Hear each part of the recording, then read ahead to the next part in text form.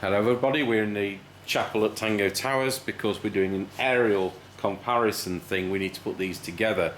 We've arranged outside for there to be 5 clothes peg spikes in the ground which have been concreted in, so we've got at least a cat in hell's chance of them staying reasonably vertical for the duration of this test. We've bought in 5 compact, is best way to say, CB aerials. As you know, and I say on every video, the test, when we do the on-the-air test, it is a Solarcon 99, which is like an Antron 99 fiberglass, 16-foot, 18-foot end-fed thing, and it's mounted just above gutter height on our single-story bungalow. And theoretically, that's broadside into a concrete tiled roof, which is an apex roof.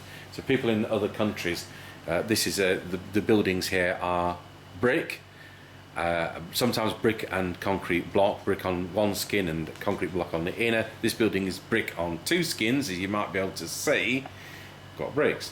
And it's not like America where you've got wooden houses with wooden roofs and what we would call roofing felt, but they call shingles. So that's much more transparent for radio than what we've got here. So we've got some 8-foot poles here. We're going to have to put a stub pole onto each one because the cables are fed, I think it was pointed out to me that the cables are fed through the bottom. And if I show you this one, this will be the poorest performance one we've bought. These are no more than a paging antenna, and it's a giveaway when they tell you you've got to have the cable a particular length. They're actually SWRing the cable, which you would never normally do. So it just tells us that it isn't going to be good. I'm expecting we will get to the top of the hill on that, so we'll probably get 1.5 miles. Then next we've got the Boomerang one. I don't know exactly which Boomerang. I've got David here helping today. He might be able to tell me which Boomerang we've got. Which one's that? That's not the Boomerang. That's the GPA something.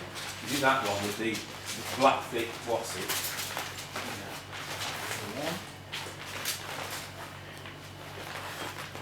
Boomerang. Ooh, it's on the top. It's Boomerang A. Right. Boomerang A is this one, whatever that is. I don't know what the difference is. Radiating length is 9 foot, so it's the longer one. Okay. So it's kind of a radiating element with a counterpoise. Not sure how that's connected. We're going to find out. We've got the Signal Keeper here, which I think is the one I like. Is that the Signal Keeper? Yeah. No, the one I've got is the one I used to use when my parents were alive, was all fiberglass. Anyway, so that's different. Yeah, that's what. And then we've got the GPA 2745, and then we've got the Starduster M400. So we bought all these in for your pleasure. We're going to put these together. This video will comprise of putting together, SWRing them, and that will be where we leave it. And we'll be doing an on-the-air test with them with Mr Chippie either later today or tomorrow. So that's where we are. So we're going to get assembling some of these aerials. So I'm here in the overgrown Tango Towers garden, and you might be able to see, got a bit of a shed there. 1, 2, 3, 4. You can't quite see the 5th, but there they are.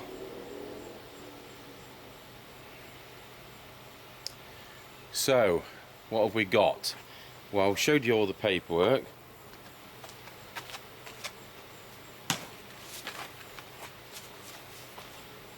The one at the far end, which you can only just see, let's just use the zoom, at least on the tripod I can do that. You can see that. You can't see the counterpoise radial that sticks out, and only on a single U-bolt, so U-bracket, so they have a tendency to flop around, so not good. See if I can show you what we're talking about here. The Boomerang. And it's the left-hand picture, 27A, that we've bought for demonstration. The second one is the GPA 27-45, Basically, it means that you will SWR from 27 megs to 45 megs with the cutting chart provided. So that's that aerial. And don't think it was that difficult to SWR from the chart. That's got the longest radials. They're the same length as the radiating element as they are on the Starduster, which we'll come to. So this is the GPA 2745. So that SWR was quite easy to do. And the third one along is the Signal Keeper. Let's just go up that pole. The Signal Keeper. Now that's changed its design, and you know, it's something I would absolutely recommend. That wasn't easy to SWR. The problem, and this is always something to bear in mind with anything that's not made in the UK. Here's our thing. It used to be a fiberglass rod, the one we had, and it made it a bit more compact for bed sits and that. So the length is adjustable there, and they're saying 1870mm. But this is assuming you're using CPT because they're Italian. So that was quite, I think we knocked about 10 inches off what the thing said. And then we come to the Starduster M400. And again, so we used the cutting chart, and with the cutting chart shown, it was exactly, the SWR is absolutely fine because we can pick the frequency from the cutting chart. So that's the Starduster. It's got that anti-static cappy thing as we go up there. So that's that one. Oh, and then finally we've got this thing called a Thunder, which is just no more than a paging antenna, and they've got you to cut your coax for resonant lengths. Well, that's always a no-no. So if that's what you've got to do, and I've got a wasp around my face, it's trying to make it even more ugly. The Thunder, where's the leaflet for that?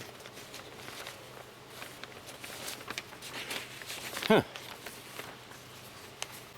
There we go. I've found a Thunder leaflet, and it's just like it's just what you call a paging antenna. These have a very specific use. If you've got a farmyard, you want to communicate with vehicles shifting around the farmyard just within half a mile, absolutely ideal because they're so there's such a poor performance that you're going to not get interference from other users. And the other thing is, you've got a factory unit, you have a mezzanine level office, you want to talk to people on the floor, we've got walkie-talkies, you want to talk to forklift trucks who are in and around, you know, and just around the yard, absolutely fine. You're not going to get the interference. It's not a hobbyist antenna really, unless you're very, very short of space. So that we've done it at 5.46 meters, and the SWR I think it's about 1.7 or something like that. So that's how it is. We've done all these exactly as the instructions, and I said the only one was the Signal Keeper, where we had to do a lot of SWRing because of it being intended for CPT, so we ended up with 10 inches short. So I'll just take the camera handheld. So the Thunder is there. We'll pause the video. The Starduster M400 is this one.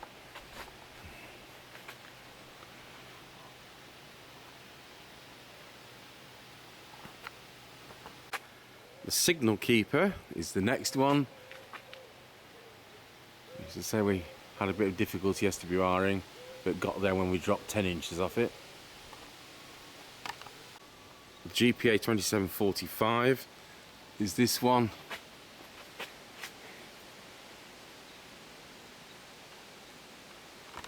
And finally the Boomerang, which is not so brilliant mount, is this one. And then it has that counterpoise, but the SWR is done on the whip. So there you go. We'll go back to the tripod. So we've got a 5-way antenna switcher. No, we haven't got a 4-way antenna switcher, so we're going to test 4 at once. But the Thunder, that first one, which I'm expecting poor performance, I'm going to get Mr Chippie to test that one on its own. I don't think it's going to get very far. We'll probably get to the top of the hill a mile and a half away. and the rest will be done on a comparison. He won't have to do that much shuffling backwards and forwards. We'll probably have to go around Scratchy Corner 4 times, but I'm not expecting to get more than 4 miles from this height. And just talking about height, our aerial which we use for the tests is, as I've said a million times, Solarcon 99, A99, which is the same as the other 99, Antron 99. And it's a fiberglass 18-foot end fed, which is just above gutter height of the single-storey building, which is a bungalow. We've got this aerial on the side of the organ workshop here, which went up some years ago. It's a fake pretend version of a silver rod. You know what, I've had Mr Chippie went mobile to Calverton, which is, you know, best part of 35 miles away, and I got him mobile on that.